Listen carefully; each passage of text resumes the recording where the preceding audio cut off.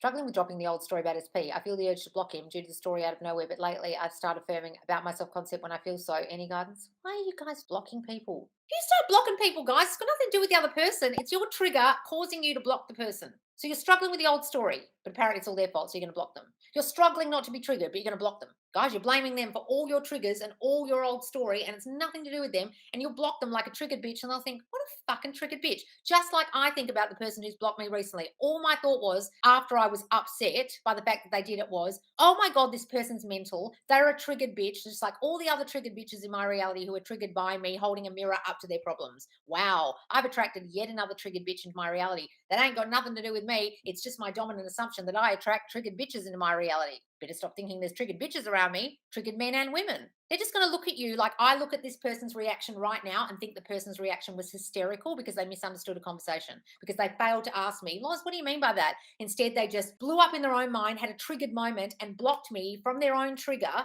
and acted hysterical and mental.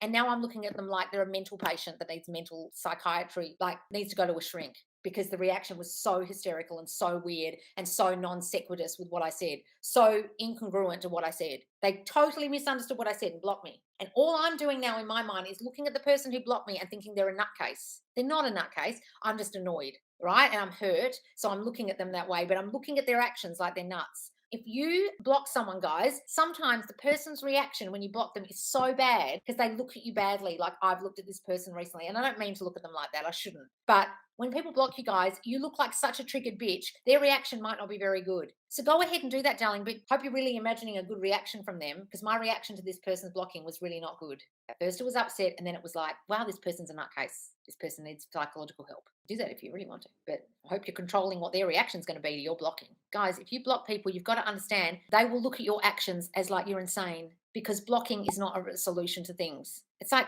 being a child and chucking a tantrum. You discuss your problems with someone and you say, what did you mean by that? Or you take a bit of space, but blocking them so extreme. It's such an extreme action to take in life. When I was younger, we couldn't block people. We just had to say to their mums, tell them I'm not home when they rang our home phone number. There was none of this blocking business. You guys are so quick to the block, and all it does is make you look like a nut.